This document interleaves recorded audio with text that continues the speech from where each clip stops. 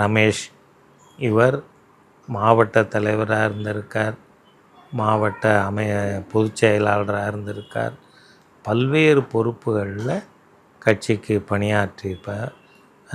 தொடர்ந்து இவருடைய குடும்பம் பாரதிய ஜனதா கட்சிக்கு பணியாற்றி வருகிறது.